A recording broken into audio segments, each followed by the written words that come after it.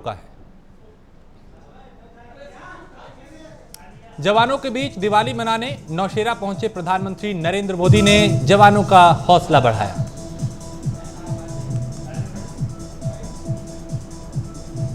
प्रधानमंत्री ने जवानों से मुलाकात की और साथ ही प्रधानमंत्री ने उन्हें शुभकामनाएं भी दी।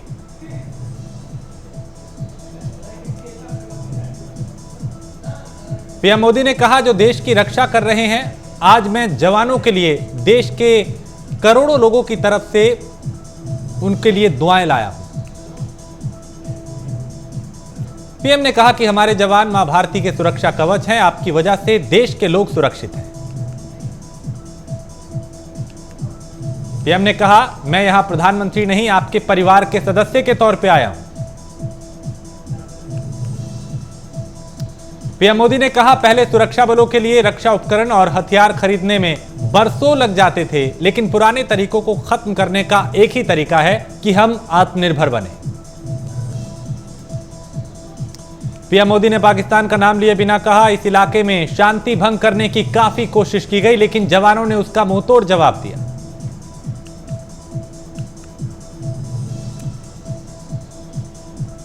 और 2014 में जब से नरेंद्र मोदी ने प्रधानमंत्री की कुर्सी संभाली है, वो हमेशा ही जवानों के साथ ही दिवाली का पर्व मनाते आ रहे हैं। इससे पहले पीएम मोदी ने ट्वीट किया, दीपावली के पावन अवसर पर देशवासियों को हार्दिक शुभकामनाएं। मई 2014 में नरेंद्र मोदी प्रधानमंत्री बने थे। इसके बाद 23 अक्टूबर 2014 को उन्होंने बतौर पीएम सियाचिन में पहली दिवाली मनाई थी। केदारनाथ के दौरे पर जाएंगे प्रधानमंत्री। पीएम के दौरे को लेकर केदारनाथ में तैयारियां जोरों पर है और केदारनाथ में चूंकि वो यहां पे पहुंचे और कई चीजों का जिक्र भी किया।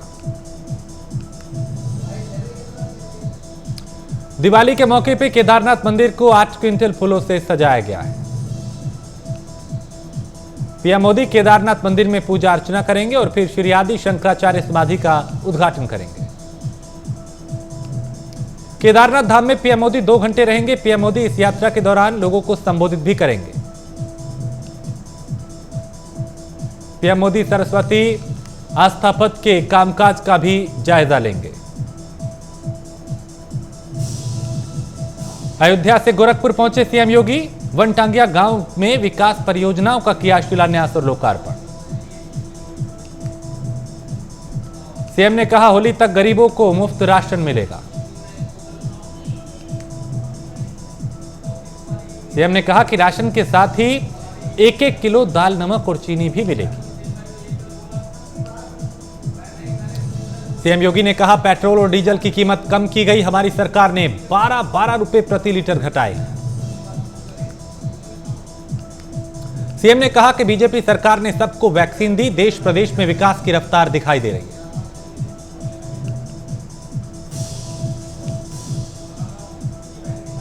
सीएम योगी ने बच्चों को दिए उपहार, कहा कम से कम एक परिवार के पास मिठाई और दीपक लेकर जरूर जाएं।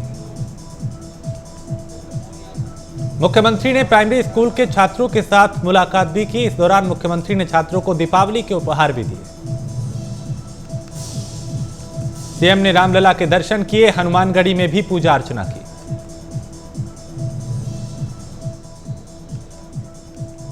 मुख्यमंत्री ने कहा, पूरे प्रदेशवासियों को दीपावली की मंगलमय शुभकामनाएं।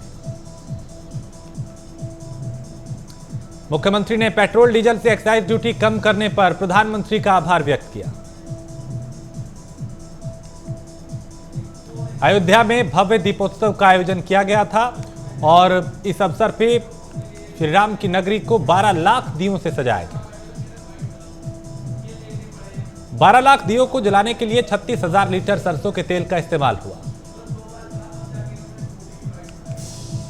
आज देश भर में मनाया जा रहा दीपावली का त्यौहार, प्रधानमंत्री नरेंद्र मोदी और अमित शाह समेत कई नेताओं ने दी शुभकामनाएं।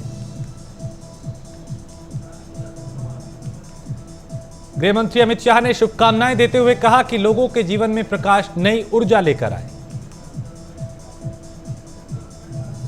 अमित शाह ने ट्वीट करते हुए कहा, सभी को दीपावली की हार्दिक शुभकामनाएं। दिल्ली के सीएम अरविंद केजरीवाल ने भी बधाई दी। सीएम ने इस मौके पर कहा कि मां लक्ष्मी जी का आशीर्वाद लोगों पर सदा बना रहे।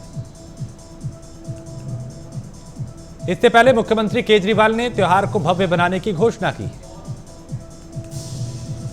डीजल पेट्रोल की कीमत घटाने पर बोली प्रियंका गांधी, कहा यह दिल से नहीं डर से फैसला लिया गया।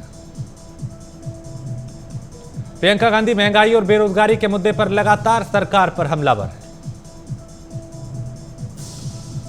दिवाली पर भीड़ वाले बाजारों में आतंकी हमले के अलर्ट, चौकस हुई दिल्ली पुलिस।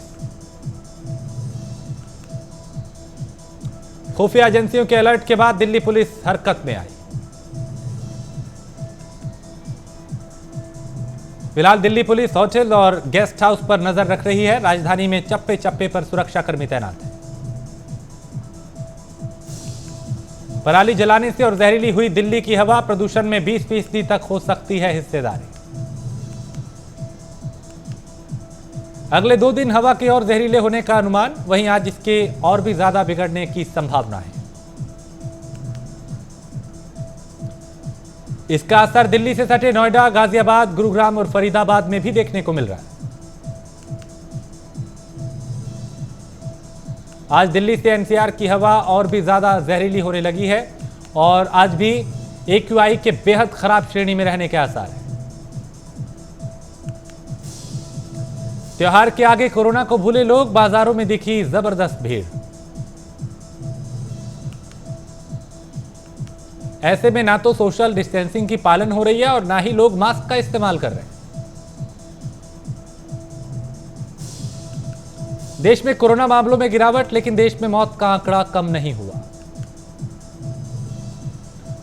पिछले 24 घंटों में 12,885 नए मामले, जबकि 461 लोगों की जान गई। पिछले 24 घंटों में 15,054 लोग ठीक भी हुए। सरकारी आंकड़ों के मुताबिक कुल टीकाकरण की संख्या 107 करोड़ के पार हो चुकी है। देश में अब तक 3 करोड़ 36 लाख लोग संक्रमण को मात देकर ठीक हो चुके हैं। दुनिया में अब तक करीब 24 करोड़ 75 लाख से अधिक लोग कोविड-19 की चपेट में आ चुके हैं। दिल्ली में लगातार कोरोना के केस जो हैं वो नीचे की तरफ आ रहे हैं, यानी ग्राफ जो है वो कम हो रहा है। जहां बीते दिन कोरोना से मौत की संख्या ना के बराबर बनी हुई है। वहीं केरल में 7,312 नए मामले दर्ज किए गए। पंजाब में पिछले 24 घंटों में कोरोना के 34 नए मामले सामने आए हैं। भदोही में मकान में लगी भीषण आग, हादसे में एक ही परिवार के 3 सदस्यों की मौत। पुलिस ने तीनों शव को निकाला और काफी मशक्कत के बाद आग पर काबू पाया गया। बांदा में सड़क हादसे में बाइक जो थी वो दोनों आमने सामने से टकरा गई। टक्कर इतनी तेज थी कि हादसे में 2 युवकों की मौत हो गई।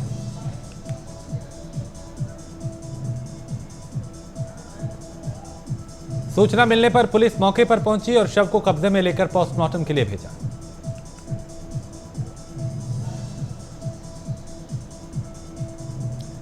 हरदोई में चोरों के हौसले बुलंद, जहां ज्वेलरी शॉप में महिलाओं ने चोरी की वारदात को अंजाम दिया।